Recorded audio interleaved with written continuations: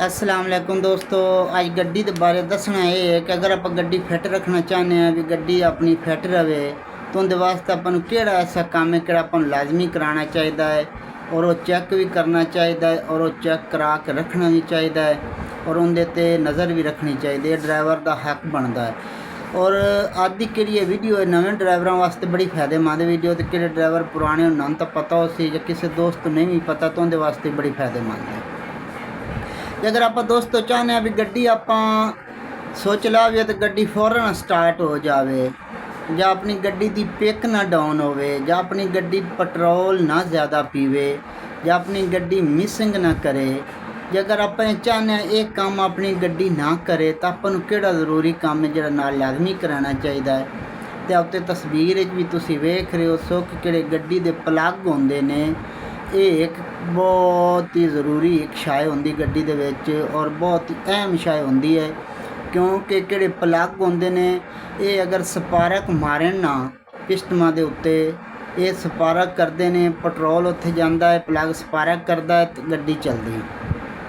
अगर इन्हां चों एक भी अगर प्लग अपना खराब होवे, 4 सिलेंडर ही अपने को गड्डी होवे तो इन्हां चों एक भी प्लग किहड़ा है अगर ना काम करता पे होवे तो मुड़ ये नुकसान अपन वेखण नूं मिलदा कि एक साइड का किहड़ा सिलेंडर है वो बंद रहिंदा है और 3 चलते रहंदे ने। और इहदा नुकसान की होंदा है कि किहड़ा सिलेंडर बंद रहिंदा है वो किस वजह तो बंद रहिंदा, सिर्फ इस प्लग की वजह तो, क्योंकि इहदा करंट नहीं जा रहा होंदा उत्थे।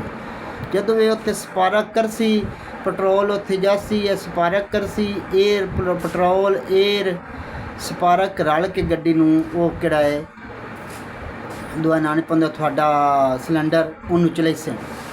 अगर ये ना जा रहे होवे करंट ना जा रहे होवे स्पार्क ना उत्थे जा रही होवे तो एक साइड का थोड़ा सिलेंडर बंद रहिंदा। जे अगर अपने 4 प्लग शार्ट होवे तो मुड़ तो दोस्तों आप स्पीड जाइए या स्पीड मरावन की कोशिश करिए तो जिथे आप स्पीड बन के पैर रोक लें ना उत्थे जाके गड्डी मिसिंग कर दी, उत्थे जाके गड्डी मिसिंग कर दी गड्डी और मिसिंग के पटाके मार दी। और दूसरे नंबर तो की होंदा कि थोड़ा किहड़ा इंजन है ये भी वाइब्रेट करन लग पैंदा। तीजे नंबर तो जदों तुसी गड्डी नूं सलम मार देने ना, अगर समझदार ड्राइवर होवे तो समझदार ड्राइवर नूं फौरन पता लग गया सी सलम मारन लगे हाँ कि गड्डी दे किहड़े प्लग ने छाट है।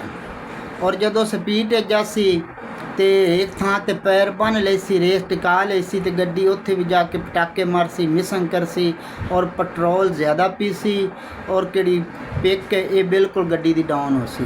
तो समझदार ड्राइवर नूं इन्हां गल्लां तो पता लग जांदा कि गड्डी दे किहड़े प्लग हैं ये सही काम नहीं कर रहे। तो दोस्तों जदों भी टूनिंग कराओ या तेल बदली कराओ तो नाल प्लग लाजमी चेक कराया करो, अगर चलते हो तो चलाया करो, धक्केशाही ना की करो, या अगर ना चलते हो तो चेंज कर लिया करो। ओके, अल्लाह हाफिज़।